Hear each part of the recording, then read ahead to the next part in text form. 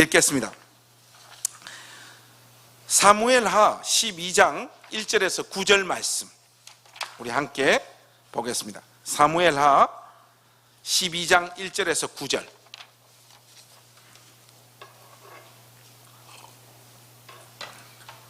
제가 한 절 읽고 여러분들 한 절 읽고 우리 교독하겠습니다. 여호와께서 나단을 다윗에게 보내시니 그가 다윗에게 가서 그에게 이르되 한 성읍에 두 사람이 있는데 한 사람은 부하고 한 사람은 가난하니 가난한 사람은 아무것도 없고 자기가 사서 기르는 작은 암양 새끼 한 마리뿐이라. 그 암양 새끼는 그와 그의 자식과 함께 자라며 그가 먹는 것을 먹으며 그의 잔으로 마시며 그의 품에 누움으로 그에게는 딸처럼 되었거늘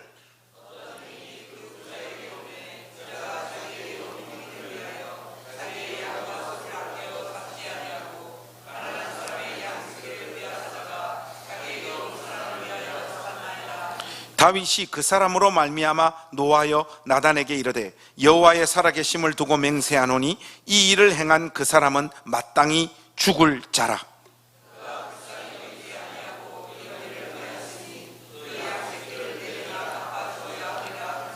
나단이 다윗에게 이르되 당신이 그 사람이라. 이스라엘의 하나님 여호와께서 이와 같이 이르시기를 내가 너를 이스라엘 왕으로 기름 붓기 위하여 너를 사울의 손에서 구원하고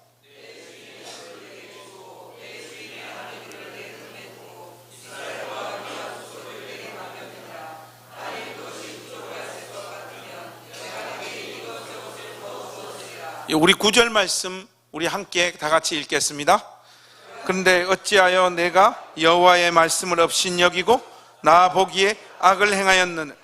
내가 칼로 햇사람 우리아를 치되 암몬 자손의 칼로 죽이고 그의 아내를 빼앗아 내 아내로 삼았도다. 아멘. 여러분들 우리 하나님 말씀 듣기 전에 우리 가족들하고 인사 우리 함께 합시다. 옆으로 뒤로 올해 한 해 사신다고 수고 많으셨다고 여러분들 우리 좀 우리 인사 나누는 시간 가지겠습니다. 이제 한 해가 여러분 다 마무리 되어집니다. 또 오늘 사무처리회 때 우리가 회의를 할 텐데 걱정이 이만저만이 아니에요. 왜 그런가 하면 회의만 하면 싸움 나잖아요. 여러분 제가 오늘 그래서 메시지를 거기에 포커스를 맞추어서 전할까도 생각을 좀 많이 했어요. 그러나 우리 가족들이 1년 동안 하나님 말씀 제대로 들었으면 그런 이야기들은 제가 구체적으로 하지 않아도 성숙하게 잘 감당해 내실 것이라고 생각되어져서 그냥 흐름대로 오늘 본문을 이렇게 이어가겠습니다. 여러분 치열하게 하되 여러분 말 속에 친절함을 담으시고 여러분들의 의견을 강력하게 주장을 하되 상대방의 이야기를 들으시면서 의논하셔서 어떤 안들을 우리가 잘 만들었으면 좋겠습니다. 그래서 민주적 회중정체라고 하는 침례교회의 이상과 주장을 실현하는 여정 속에 우리 교회가 있습니다. 사실 전사님하고도 그런 이야기를 많이 했지만은 한국에 있는 너무 작은 교회는 민주적 회중정체를 하든 하지 않든 누가 거기에 주목을 하거나 알아주거나 또 우리가 알 수가 없습니다.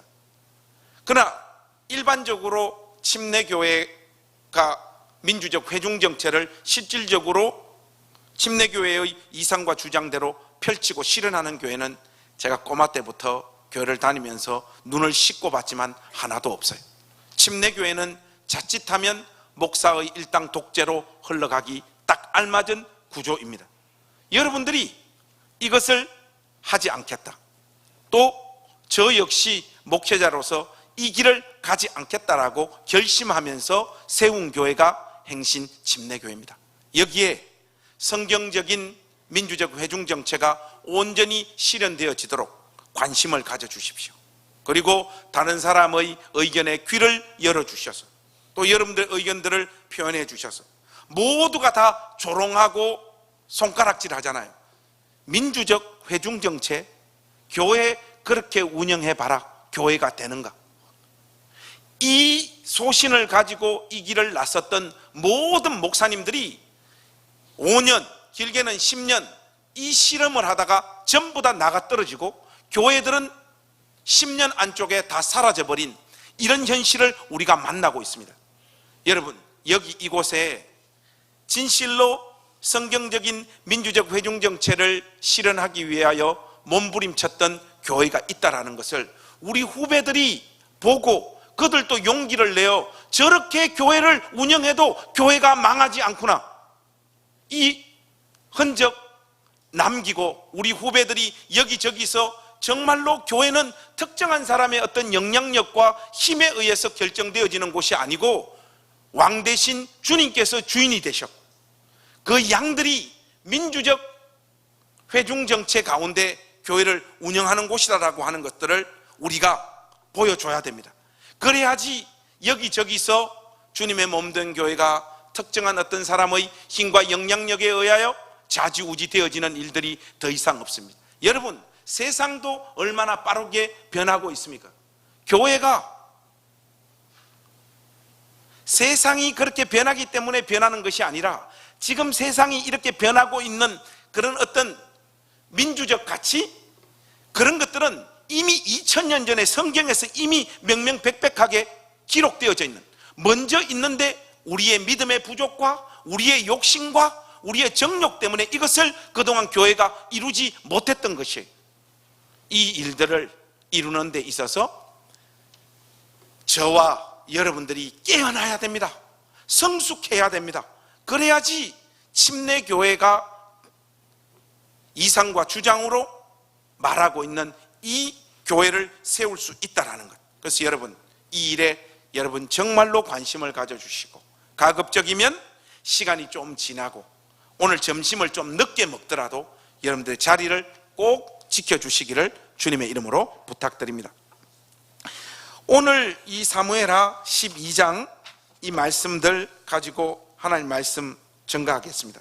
제가 최근에 읽은 책이 한 권 있는데 IVP에서 출간된 신이라고 하는 책입니다. 제가 소속되어져 있는 독서 모임에서 이 책을 선정을 했어요. 어떤 목사님이. 보니까 거의 900페이지 가까운 책이라 이거 읽는다고 눈이 빠지는 줄 알았는데 여러 가지 좋은 내용을 담고 있는 내용인데, 책인데 가장 인상 깊었던 지점은 인간의 역사 진행과 발전의 시간들이 통과되어지는 동안 사람들의 인식에서 그려지는 하나님의 모습이 각 시대마다 달랐다는 거예요. 그러니까 자기 시대의 경험에 따라 인간들이 느끼는 하나님이 전부 다 다르다는 거예요. 그러니까 옛날 사람이 믿었던 하나님과 우리 시대 때 사람들이 믿었던 하나님이 각각 다른 거예요. 자기 마음속에 담겨져 있는 이 하나님이 달라요. 이것을 인간들이 각 시대를 지나오면서 정리하고 축적해 놓은 하나님에 대한 개념을 더 발전시키고 그 이해와 폭과 깊이를 확장한 것으로 우리가 받아들이고 이해할 수 있지만, 시대마다 달라지는 하나님, 이게 사실은 웃기는 거죠. 중세 철학자들이 하나님은 부동의 동자라고 말씀하고 있지 않습니까? 절대 변화되거나 움직이지 않는 분.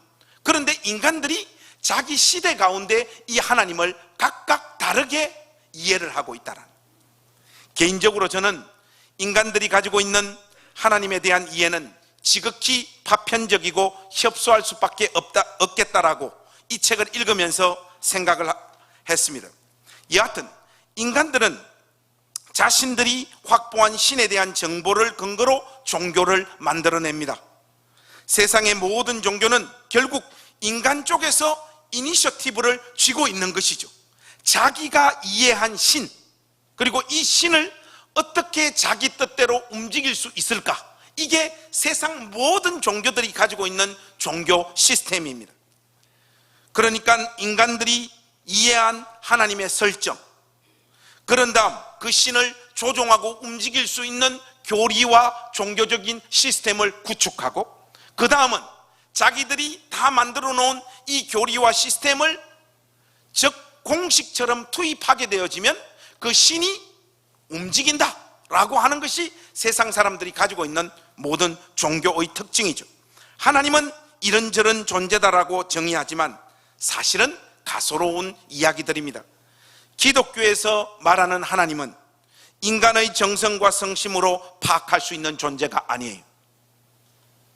그분이 우리를 찾아오셔야, 그때서야 비로소 우리는 하나님이 누구신지 알게 된다라고 하는 것이 기독교에서 말하고 있는 하나님의 개념의 핵심입니다.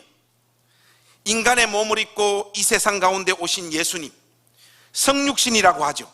이 사건이 없이는 우리는 하나님을 이해할 수도 없고, 우리가 이해한다라고 하는 그 하나님은 오해된 채 우리의 마음에 이해되어지고 있는 상태인 것입니다. 먼저 인간을 찾아오셔서 자신을 계시하시지 않으시면 죄로 인하여 눈이 어두워진 인간은 그 누구도 하나님을 만날 수 없습니다. 그래서 한 사람이 하나님을 인격적으로 만나는 회개의 경험, 이건 역시 마찬가지입니다. 우리가 이 모양 저 모양으로 살다가 마음이 깨어지고 비통한 상태가 되어져서 내가 결심하면 회개할 수 있는 것이 결코 아니에요.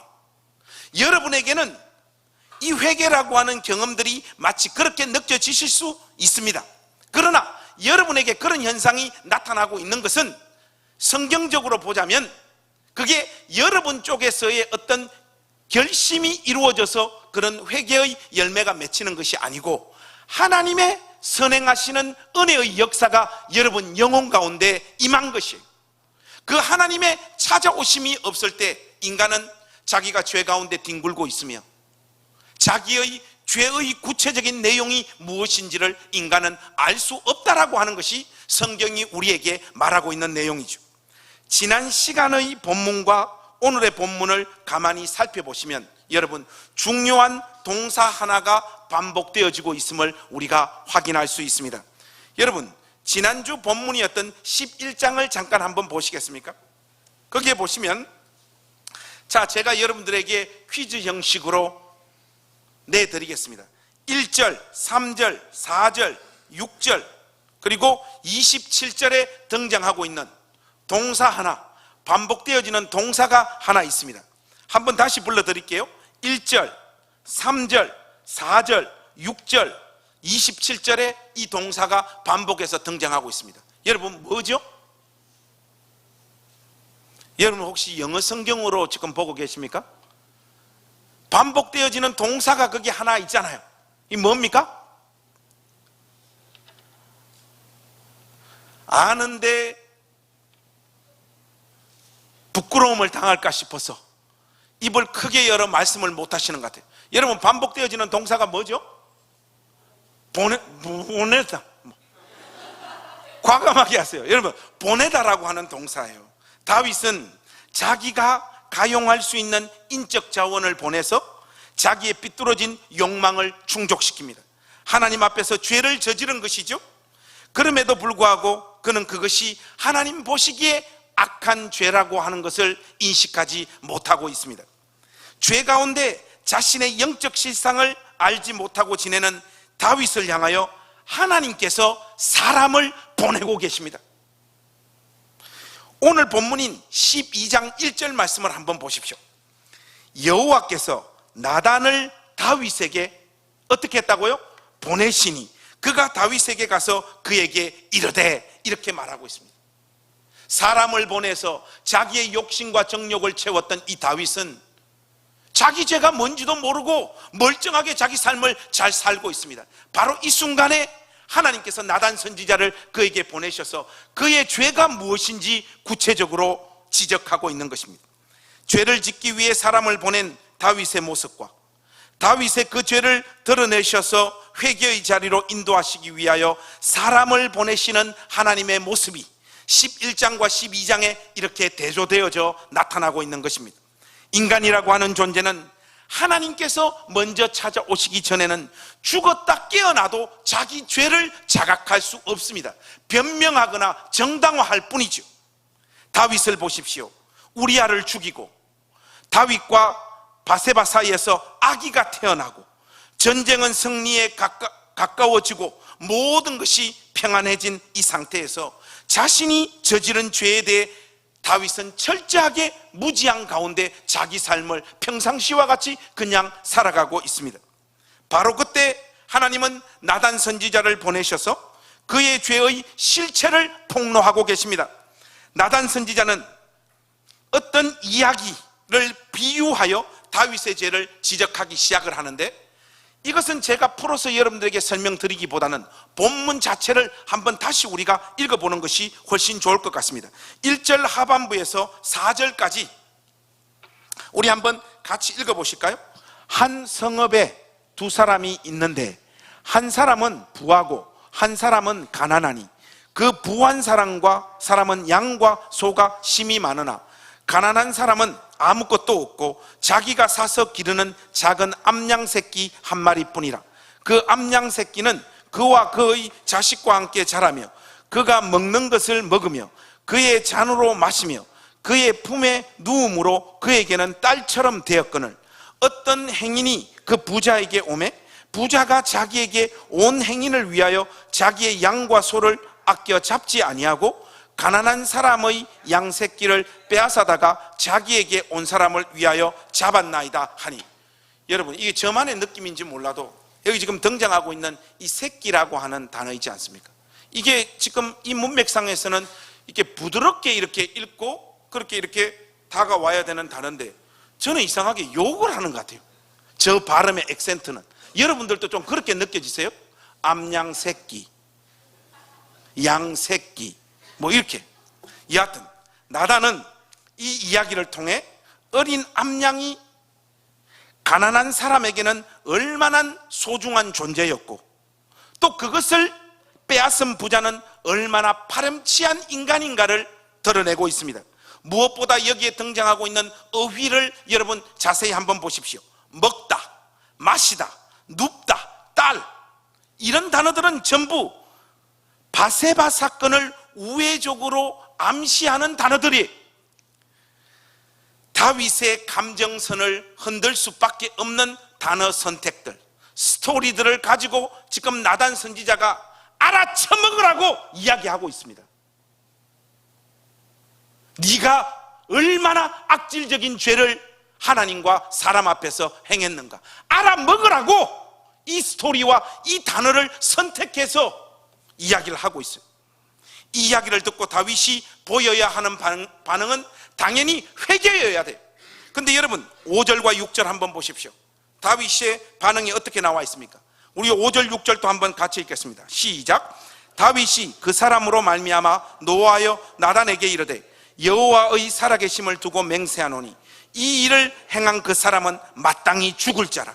그가 불쌍히 여기지 아니하고 이런 일을 행하였으니 그 양새끼를 4배나 갚아 주어야 하리라 한지라.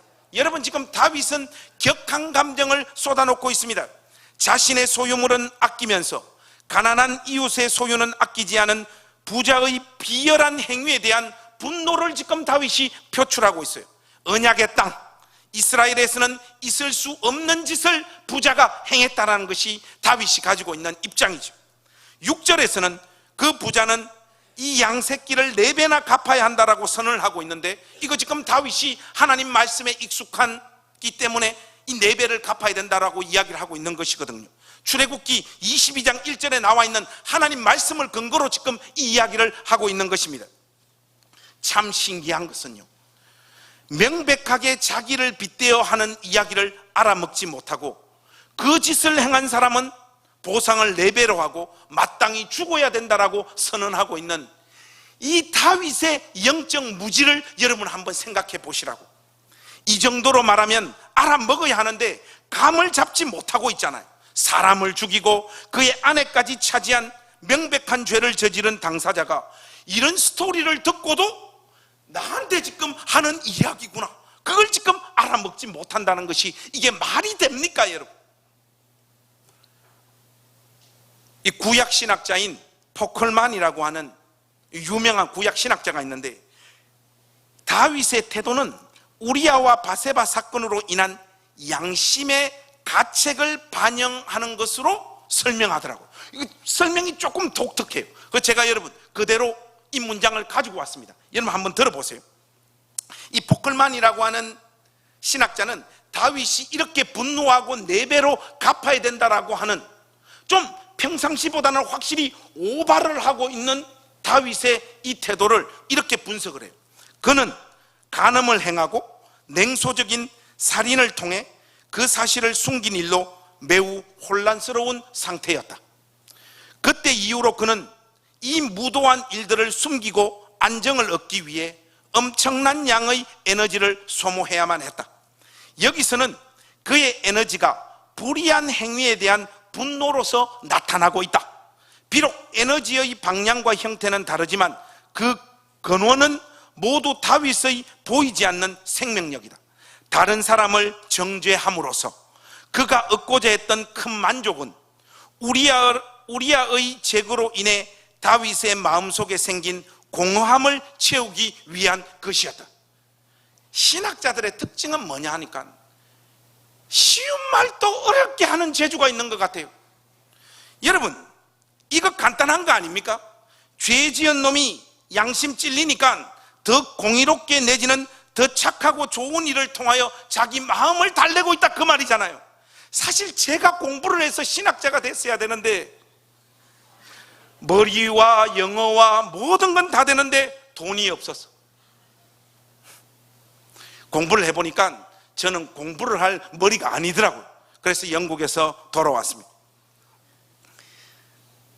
이거 이렇게 설명을 드려도 좀 선명하게 이해가 안 오시는 분들에게 제가 확실한 예를 하나 설명드리죠. 여러분, 큰 교회 목회자들이 자식들에게 교회를 물려주는 게 유행이고, 우리 침례교회도 완전 이미 유행을 타서 거의 70% 80%가 지금 교회가 세습되어지고 있습니다. 우리 교회 주변에도 있는 침례교회들도 거의 다 세습으로 흘러가고 있습니다. 그러면 교회 세습한 한 아버지와 아들은 어떤 정책을 펴시는지 아십니까? 우리가 막 그들 욕하고 비판하면요, 그들은 자기 소속 지방의 개척교회를 돕거나 거기 소속되어져 있는 어려운 목사님들 양복해 입히고 해외 여행 보내줘요. 그러면 어떤 일이 벌어지는가 하면 소속 지방의 목사님들 마음에, 아, 세습이 그렇게 다 나쁜 것은 아니구나, 이렇게 됩니다.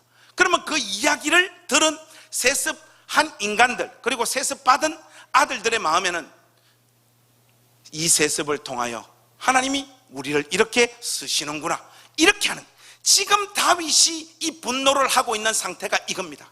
자기 안에 있는 죄를 감추기 위하여 더 공의로운 척, 더 하나님 말씀을 지키는 것처럼 하면서 분노를 뿜어내고 있는 것이에요. 나단 선지자는 다윗의 이런 의도를 다 캐치한 것 같습니다. 나단 선지자가 이런 반응을 보이는 다윗을 향하여 히브리어로 이타 하윗이, 당신이 바로 그 사람이라 하면서 다윗의 죄가 무엇인지를 분명하게 지적합니다. 그 내용이 참 의미심장한데, 여러분, 다윗의 죄는 지난 시간에도 제가 여러분들에게 잠깐 언급했습니다마는 성적인 범죄가 아니에요. 여러분 7절과 9절을 한번 보세요. 여기 보면 나단 선지자를 통하여 다윗이 저지른 죄의 실상이 무엇인지 우리에게 분명히 소개되어져 있습니다. 7절에서 9절 우리 한 목소리로 한번 더 같이 읽으시죠. 시작. 나단이 다윗에게 이르되 당신이 그 사람이라. 이스라엘의 하나님 여호와께서 이와 같이 이르시기를 내가 너를 이스라엘 왕으로 기름 붓기 위하여 너를 사울의 손에서 구원하고 내 주인의 집을 내게 주고 내 주인의 아내들을 내 품에 두고 이스라엘과 유다 족속을 내게 맡겼느니라. 만일 그것이 부족하였을 것 같으면 내가 내게 이것저것을 더 주었으리라. 그러한데 어찌하여 네가 여호와의 말씀을 업신여기고 나 보기에 악을 행하였느냐. 내가 칼로 햇사람 우리아를 치되 암몬 자손의 칼로 죽이고 그의 아내를 빼앗아 내 아내로 삼았도다.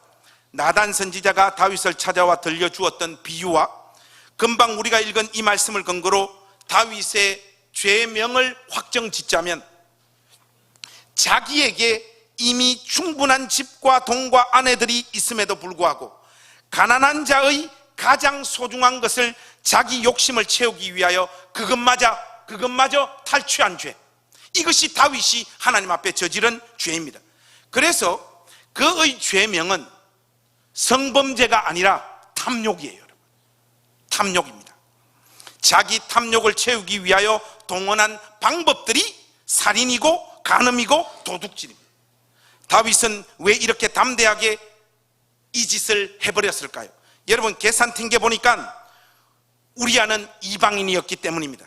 이스라엘 안에서 이방인은 나그네와 같은 존재예요. 하나님께서 왜 나그네와 고아들을 잘해주라고 말씀했겠습니까? 그만큼 이스라엘 백성들이 나그네와 고아들을 무시하기 때문에 그들을 잘해주라고 이야기를 하고 있는 것 아니겠습니까? 다윗, 이 인간이 참 더럽고 야비한 것이 뭐냐 하면, 우리아는 자신에게 보복할 힘과 수단이 없다라고 생각한 거예요. 그렇기 때문에 이 일을 과감하게 한 거예요. 무엇보다 우리아가 죽지 않고 와서 왜 내 아내를 빼앗아 갔냐라고 항의하는 것도 사실은 다윗에게는 큰 부담이 되는 내용은 아니에요. 그냥 모기가 앵앵거리는 정도의 귀찮음 정도였을 거란 말이에요. 그런데 모기가 사람에게 와서 앵앵거리는 그 귀찮음조차도 귀찮았던 겁니다. 그래서 우리아를 죽여버린 거예요. 완전 범죄를 위해 그의 목숨까지 빼앗으며 알리바이를 확실하게 만든 것이죠. 하나님 형상대로 지음받은 인간을 한 마리의 모기 정도로 생각했던 것입니다. 이것이 다윗이 하나님 앞에 저지른 범죄의 핵심이에요. 하나님이 친히 선택한 나를 위해서 너 하나 정도 이 나라에서 사라진다고 무슨 큰일이 있겠느냐, 이 건방짐이 다윗의 마음을 장악하고 있었던 것입니다. 이처럼 약자이기에 마음 놓고 힘을 휘두르는 이 태도에 하나님께서 분노하고 계시고, 여러분 10절 말씀을 그래서 읽어보시면 깜짝 놀랄 만한 표현이 거기 하나 등장하고 있지 않습니까? 하나님은 이 사건을 어떻게 평가합니까? 제가 10절 읽겠습니다. 이제 네가 나를 업신여기고, 하나님은 언약의 땅에 있는 이 지극히 작은 소자 하나를, 자기의 욕심을 위하여 삶을 짓밟은 것을 하나님의 이름을 업신여긴 죄로 지적하고 있는 것입니다. 다윗의 이 행동이 하나님을 업신여긴 거예요. 왜 그런가 하면, 약자에 대해 힘을 휘두르고 업신여기는 것이 왜 하나님을 업신여기는 것이 될까? 그것은 자신을 힘 있는 존재로 인식한 것이기 때문에 그렇습니다. 하나님은 만물의 주인이십니다. 하나님 앞에서는 누구도 능력 있고 힘 있는 자가 존재할 수 없습니다. 무엇보다도 주의 백성은 그렇게 행동할 수 없어요. 우리의 능력과 재주, 소유하고 있는 모든 것은 하나님으로부터 왔습니다고 하는 것이 우리 신앙 고백의 가장 기본이지 않습니까? 그는 목동이었고 도망자였습니다. 그는 가련한 존재였던 다윗을 사울의 손에서 구원하신 분도 하나님이셨고, 다윗을 택하여 기름 부음을 허락하셔서 언약의 나라를 통치하게 하신 이도 하나님이셨습니다.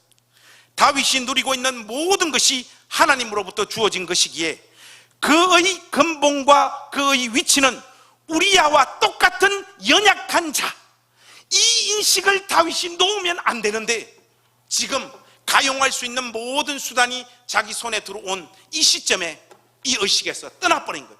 더 이상 자기는 연약한 자가 아니라고 하는 인식을 가지게 된 것입니다. 다윗은 자신에게 주어진 것을 자신의 것으로 여겼고, 그것을 가용하여 자신의 정욕과 욕심을 채웠습니다. 이것이야말로 하나님의 은혜를 멸시하는 것이에요. 우리아와 같은 사람 정도는 자기 마음대로 좌지우지할 수 있다라고 하는 이 사고방식이 하나님 보시기에 가장 악한 모습이었고, 바로 그 태도가 하나님 자신을 업신여기는 것이라고 하나님께서 지적하고 있는 것입니다. 여러분 잠언 17장 5절에 보면 이런 말씀이 있어요. 가난한 자를 조롱하는 자는 그를 지으신 주를 멸시하는 자요. 이스라엘은 자신들이 애굽의 노예였고 고아였고 나그네와 같았던 존재였고 그러한 시절이 자기들에게 있었음을 잊어버리면 안 되는 나라입니다. 백성들입니다. 그 고통의 자리에서 그들을 구원하신 하나님의 은혜를 기억하고 있음을 자기 땅의 약자들을 보호하는 구체적인 법체계와 집행을 통하여 신앙 고백을 하나님 앞에 올려드려야 되는 자들이란 말이죠. 다윗이 이 정신을 박살내고 있습니다. 힘을 가진 자가 아무런 수단이 없는 자를 짓밟아서 자기가 하고 싶은 것, 자기가 의도하는 대로의 삶을 추구하는 것, 여러분 이 모습이 하나님을 업신여기는 행동이라는 것을 여러분 잊지 마십시오. 여러분 혹시 전북 전주시 완산군 삼내읍 나라 슈퍼마켓 3인조 강도치사 사건을 아십니까? 1999년 2월 6일 오전 4시경에 3인조 강도가 전북 완주군 삼내읍 나라 슈퍼마켓 침투에 들어가 가지고 76살 되는 유모 할머니를 질식시켜 죽이고 현금과 폐물을 가지고 달아난 사건입니다. 근데 여러분 이 사건이 일어나고 난 다음 경찰들이 누구를 붙잡는가 하면 강인구 씨를 비롯해서 2명을, 그러니까 총 3명을 붙잡아 가지고 조사해 가지고 검찰로 넘기고 검찰들은 수사 그대로 받아 가지고 이 사람들을 기소합니다. 근데 여러분 이 3사람이 전부 다 정신지체아들이에요. 그 중에 강인구 씨는 정신지체아 중에 제일 그래도 나아요.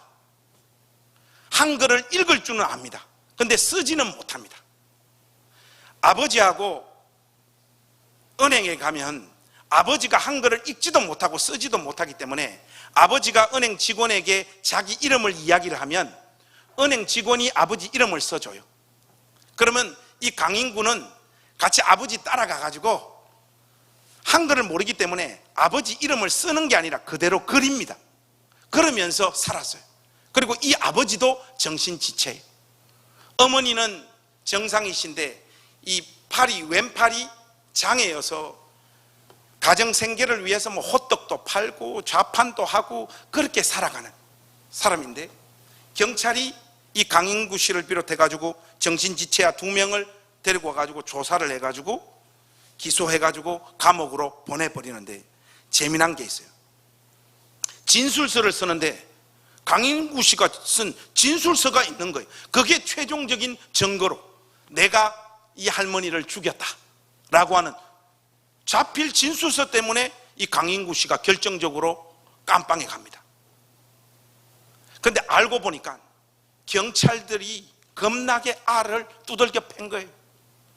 죽도록 두들겨 패고 경찰이 써준 진술서를 한 자라도 틀리면 또 두들겨 패니까 긴장하면서 그것을 토시 하나 안 틀리고 그대로 그린 거예요. 그리고 이 사람들이 기소되어져서 깜빵에 들어갔을 때 부산지검에서 이 할머니를 죽인 진범 3명을 잡았어요.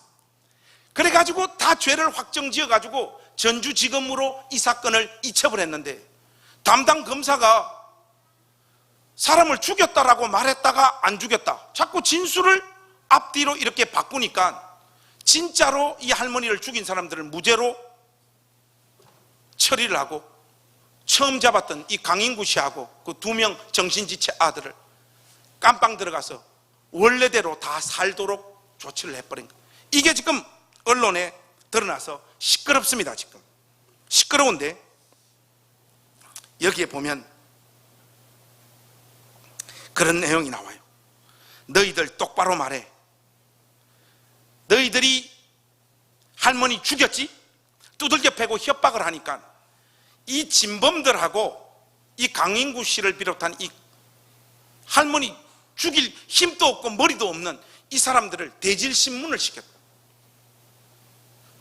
서로 만난 그 자리에서 검찰이 네가 죽였지?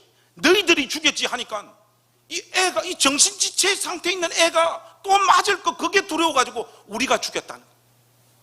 하니까 이 진범이 그 모습을 보고 한 명이 고개를 숙이고 눈물을 펑펑 흘리더라는 거예요.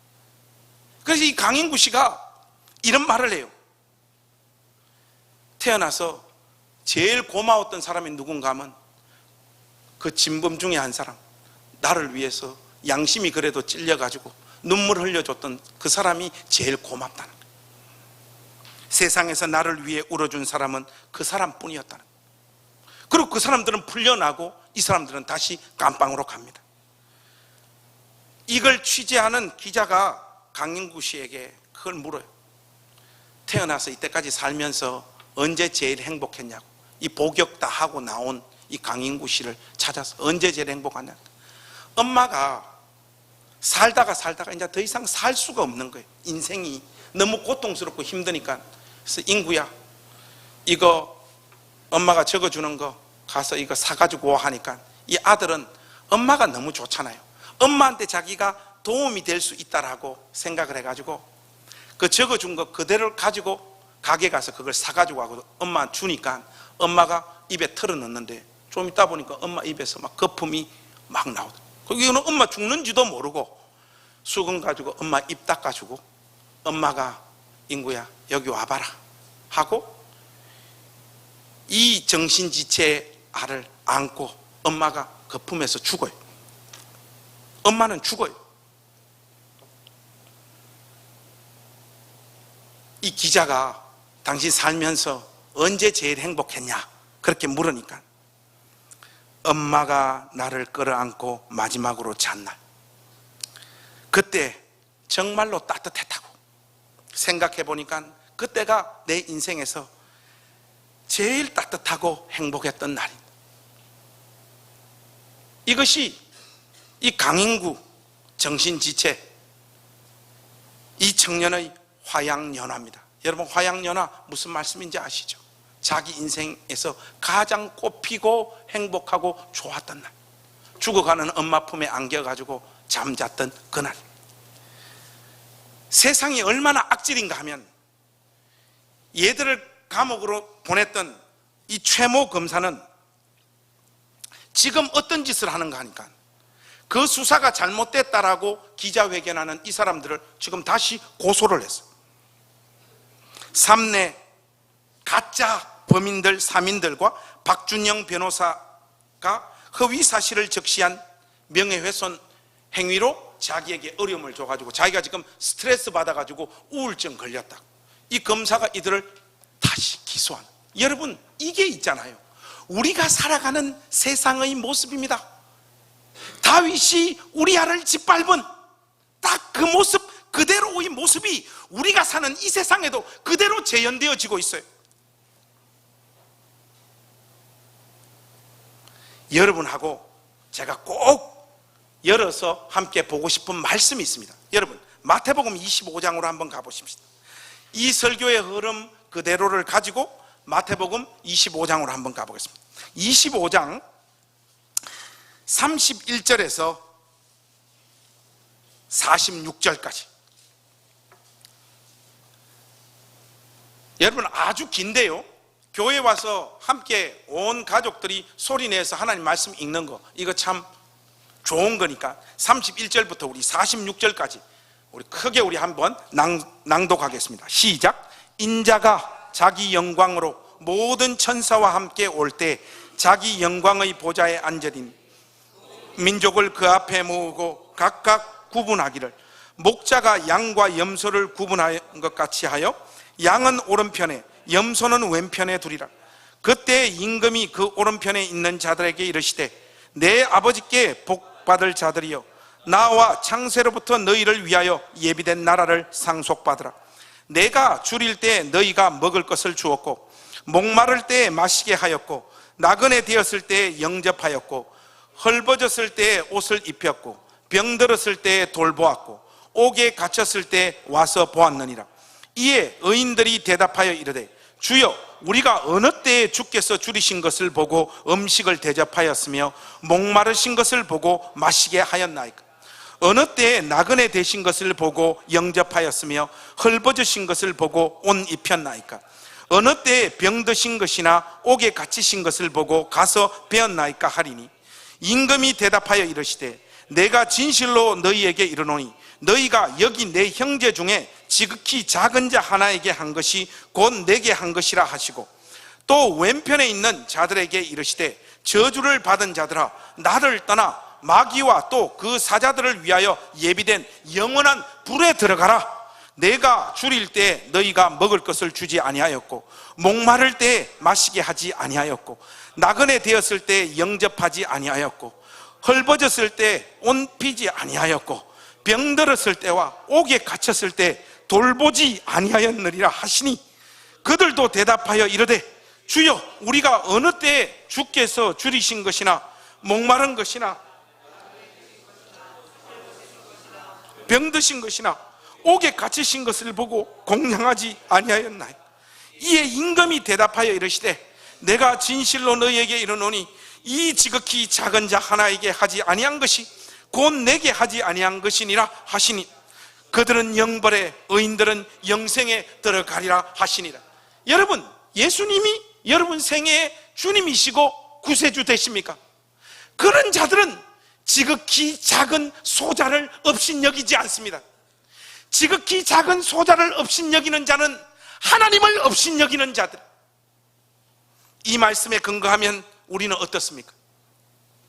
하나님을 업신여기는 자가 곧 우리 자신들이지 않습니까? 여러분, 우리가 하나님을 업신여기는 자들이 우리 먹고 살 거, 아니 저축할 거 다 가지고 있더라도, 여행 다니고 내가 먹고 싶은 거 다 누리더라도 옆에서 헐벗고 굶주리고 고통 가운데 비명 지르고 있는 사람들을 우리는 외면하고 있는 자들이지 않습니까? 사람은 사람들의 겉을 보면서 정중히 대해야 할 사람, 가볍게 함부로 대해도 되는 사람들을 우리는 철저하게 구분짓고 거기에 맞춰서 행동하는 자들이지 않습니까? 제가 교회에서 여러분들을 보면서 깜짝 놀라는 경우들이 있어요. 멀쩡했던 분들이 특정한 상황이 되면 사람을 깔보거나 찍어 누릅니다. 어떤 사람에게는 친절하고 굽신거리는 인간이, 어떤 사람만 보면 말과 행동이 달라지는 인간들이 교회 안에 왜 이렇게 많습니까? 우리 교회라고 여러분 예외인 줄 아십니까? 제가 전도사 시절에 집사님들을 이렇게 보면 목사님만 만나면 그렇게 인사를 잘해요.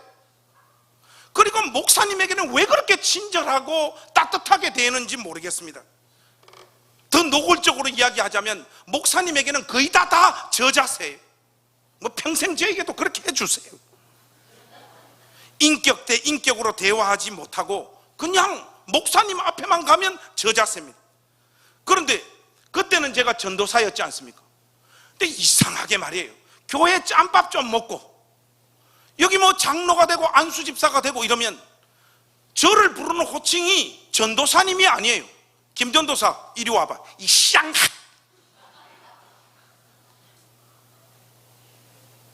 이렇게 사람을 구별하여 그때그때의 태도가 달라지는 인간을 향해 오늘 본문이 뭐라고 말하고 있습니까?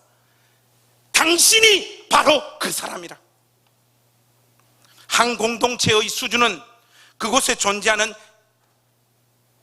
한 공동체의 수준은 여러분, 기도를 얼마나 많이 하냐, 성경 공부를 얼마나 많이 하냐, 예배를 얼마나 정성스럽게 드리느냐, 여기에 달려있는 것이 아니라 이 공동체 안에 있는 약자를 대하는 태도, 그것이 이 공동체의 수준을 말하는 거예요. 약한 사람을 자기가 가지고 있는 자원으로 자기를 지킬 수 없는 사람을 은근히 이 모양 저 모양으로 무시하고 짓밟는 자들을 향하여 하나님이 네가 나를 업신여긴다, 그렇게 말씀하고 있는 것입니다. 기도 열심히 하고 성경 공부 열심히 하고 예배 정성 들여서 드리면 뭐합니까? 우리 삶에 지극히 작은 소자가 바로 예수님이라고 하는 인식이 없을 때 영벌에 들어가리라 우리 주님께서 말씀하고 있지 않습니까?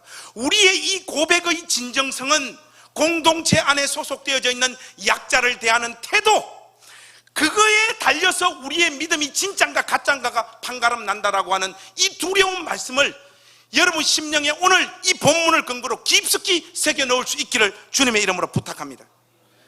여러분, 아픔이 길이 되려면이라고 하는 책이 있어요. 고려대학교 의과대학 교수인 김성섭 교수님이 쓰신 책인데, 이 책에 보면 재미나는 스토리가 하나 있어요. 여러분, 미국 펜실베니아 로세토 지역에 사는 이탈리아에서 온 주민들이 살아가는 동네인데, 이 동네 특징이 하나 있어요. 이 특징이 뭔가 하니까 주변에 있는 다른 동네 사람들에 비해 가지고 심장병이 안 걸린다는 거예요. 여기는 심장병이 걸리는 비율이 확연하게 떨어진다는 거예요. 그리고 운동, 먹는 음식, 생활 환경, 이 모든 것이 다 똑같은데 왜 이 로세토 지역에 있는 이탈리아에서 온 이주민들만 심장병에 걸리는 비율이 이렇게 떨어질까? 의사들이 투입하고 뭐 여기저기 다 조사를 했는데 처음에 어떻게 나왔는가 하면, 로세토 사람들이 상대적으로 건강한 원인은 명확하지 않다. 아무리 조사를 해도 모르는 거예요. 근데 여러분, 의학이 발달하고 조사 방법들이 나아지고 난 다음에 다시 이거는 그래도 뭔가가 있겠다 하고 조사를 해서 최종적으로, 요즘 의학 분야에서 여러분 그 사회역학이라고 하는 부분들이 있습니다. 이분들은 병자를 치료하는 게 아니고 사람들이 왜 아픈가를, 이 사회적인 영향이 없는가를 조사하는 분이에요. 이 책을 쓰신 분이. 근데 이 로세토 지역 사람들이 심장병 비율이 떨어지는 이유가 뭔가를 살펴보니까 그 답은 공동체.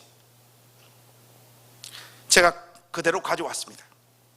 이 동네 사람들 특징이 뭔가 하면, 부유한 사람들도 이웃의 가난한 사람들과 비슷하게 옷 입고 비슷하게 행동했다. 여러분, 제가 교회 올 때 추리닝 입고 오자고 옛날부터 이야기를 했잖아요. 제가 이 책 읽으면서 내 수준이 고대 의과대학 교수 수준이구나. 공부해서 하냐? 나는 이미 알았다. 그리고 이 공동체는 계층이 없는 소박한 사회였고, 따뜻하고 아주 친절한 사람들이 모여 있는데, 그들은 서로가 서로를 신뢰했고 서로를 도와줬고, 가난은 있지만, 가난한 사람들은 있었지만 진정한 가난은 없었다. 조사한 사람이 그렇게 썼어요. 이웃들이 빈곤한 사람들의 필요를 철저하게 채워주었고, 특별히 이탈리아에서 이주해온 자기 동족들에게는 가족처럼 대한 거예요. 바로 이거 하나가 이 동네 사람들의 심장병 비율을 툭 떨어뜨려. 제가 신유 집회를 다음 주 열겠습니다. 여러분, 우리 모두가 용기를 내요. 다음 주 추리닝 입고 오면 모든 심장병이 다 고쳐질 거예요. 근데 이 일을 주도한 사람이 누군가 하면 신부님이에요. 이 신부님이요, 지역 채석장에서 1인당 1시간에 8센트 받는 사람들 같이, 이 신부님이 밥 굶고 같이 데모해가지고 1인당 16센트로 끌어올리고요, 마을 사람들 중에 누가 죽으면 동네에서 일어났던 모든 분쟁들은 그 시간으로 다 중지됩니다. 이 동네 문화예요. 그 집 아이들은 동네 사람들이 한꺼번에 다 같이 키우는 거예요. 한꺼번에 다 같이 키우고, 가족을 잃은 사람들에게는 그냥 돈 주고 식량 주고, 경제적으로 파산한 사람들도 그들이 다시 일어설 수 있도록 다 지원하고, 이게 동네 문화인 거예요. 그래서 이 로세토 지역의 한 여인이 뭐라고 이야기하는가 하면 이런 말을 해요. 당신도 이런 문화를 소유하고 있다면 그때는 당신도 당신의 십자가를 짊어질 수 있습니다.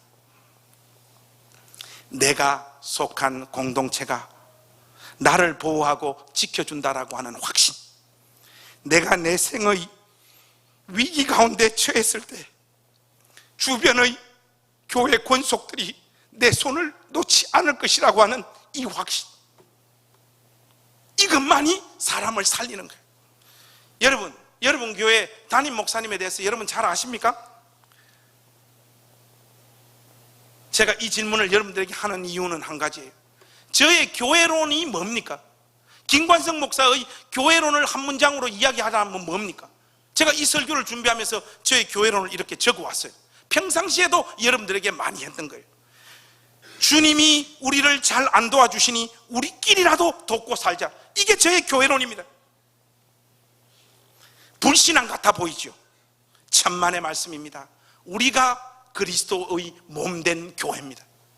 하나님은 하나님이 직접 여러분들을 도와주지 않아요.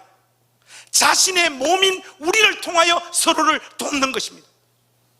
그렇게 살아야 할 주님의 몸된 교회가요, 여기 모여서 가진 자, 힘 있는 자, 영향력 있는 자들이 이 공동체에 있는 누구를 향하여 눈에 보이지 않는 폭력을 가합니다. 다윗이 우리아를 죽였던 것처럼 똑같이 폭력을 행해요. 제가 여러분들에게 누차 말씀드리죠. 목사하고 친하게 지내지 마세요. 여러분, 깨놓고 말해서 우리 교회 목사 영향력이 없다고 한들 일주일에 한 번 강단에 서가지고 설교하는 목사에게 왜 영향력이 없습니까? 운영위원회가 아무리 있다고 한들 집사님 이렇게 한번 좀 하면 좋겠습니다 하면 그렇게 가지 않습니까? 그렇기 때문에 여러분들이 다 저에게 오면 어떻게 합니까? 목사님 잘 지내셨습니까? 그 가정한 웃음, 저한테 웃음을 흘리지 마시고요, 제발 눈을 열어서 누가 어떤 자리에서 신음하고 있는지 좀 보시라고요. 그거보다 더 여러분들이 선행하셔야 될 작업이 뭔가 하면 이 공동체 안에서 살면서 내 때문에 마음이 짓밟히고 상처받은 자가 없는가를 살펴보시라고. 이거 생각하니까 잠이 오지 않더라고요. 여러분, 목회하다 보니까 우리 쪽에서의 항변은 뭔가 하면 교인들이 자꾸 나를 힘들게 하고 상처를 준다라고 하는 의식들을 많이 가지게 되더라고요. 이게 보면 그 수준이 낮은 사역자들이 가지는 태도지 않습니까? 박병은, 우성균, 최상현 이런 자들이. 근데 저같이 성숙한 자들은 뭐가 괴로운가 하면 올 한 해도 내 때문에 이 교회를 떠나고 내 때문에 어느 구석에서 내가 알지도 못한 상황에 내가 쏟아놓은 말, 내 행동 때문에 어디서 울고 있는 사람들이 툭툭툭 보이더라. 그것 때문에 하나님 앞에서 너무 괴로워요. 사랑하는 우리 행신교회 가족 여러분, 우리가 우리아를 잡아 죽인 그 공동체 안에 있는 아무것도 아닌 존재 같았던 우리아를 잡아 죽인 다윗이 아닌지 우리 자신들을 두렵고 떨리는 마음으로 성찰하고 돌아봐야 될 줄로 믿습니다. 더 나아가서 여기 약자고 가난하고 서럽고 아파서 눈물 흘리고 있는 자들을 우리가 그냥 네 인생은 네대로 그렇게 살아, 네도 열심히 살면 하나님이 네 인생에 은혜를 부어주실 것이다 라고 하는 이런 재수 없는 말들과 함께 스스로 일어나기를 기대하며 내버려 두는 것, 이건 역시 그들을 죽이는 것입니다. 우리 행신교회 가족 여러분, 오늘 이 메시지를 마무리하면서 진심으로 여러분들에게 부탁드리고 싶은 것이 하나 더 있습니다. 아픈 사람들의 도를 넘는 비명에 신경질을 내지 마십시오. 아프니까 비명을 저지르죠. 아프니까 정상적으로 행동 못하고 정상적인 말을 못하죠. 그렇지 않습니까? 아프니까 비명을 지르는 거 아닙니까? 정상적인 여러분들과 똑같은 기준과 잣대를 갖다 대지 마시라고요. 울고 비명을 저지르는 사람을 안으십시오. 우리 공동체가 그거 하지 못하면 아무 소용이 없습니다. 결론을 맺겠습니다. 사랑하는 우리 행신침례교회 온 가족 여러분, 우리 이 공동체 안에도 우리아와 같이 아무리 몸부림치고 애써도 자기 자신을 지킬 수 없는 인생들이 있습니다. 그들이 누구인지, 그들 마음의 아픔과 상처를 나의 눈빛과 말과 행동으로 찍어 누르고 괴롭히고 상처를 안긴 존재가 나 자신이 아닌지 하나님 말씀 앞에서 두렵고 떨리는 마음으로 한번 뒤돌아보시고 회개하는 복된 주일 되실 수 있기를 우리 주님의 이름으로 부탁합니다. 기도하겠습니다. 하나님, 다윗이 나단 선지자가 찾아왔을 때, 그 이야기를 해줬을 때, 그 이야기가 자기 자신을 향하여 하는 이야기라는 것을 알아먹지 못했던 그 다윗의 모습이 오늘 우리의 모습은 아닌지요. 우리 역시도 많은 사람들 아프게 하고, 특별히 가난하고 힘없고 아무런 영향력 없는 사람들 이 모양 저 모양으로 멸시하고 조롱하고 깔보고, 아파도 챙겨주지 않았으면서 제법 괜찮은 신자인 것처럼 멀쩡히 그렇게 살아가고 있는 인생들은 아닌지요. 하나님, 오늘 이 말씀 앞에서 깨어지게 하여 주시옵소서. 네가 바로 그 사람이라고 하는 이 하나님 말씀 붙잡고 우리 가슴을 찢는 우리 공동체가 되어질 수 있도록 도와주시옵소서. 그리고 그리스도의 사랑 안에서 함께 살아가는 법을 배우는 믿음의 공동체가 되게 하여 주시옵소서. 예수님의 이름으로 기도하옵나이다. 아멘.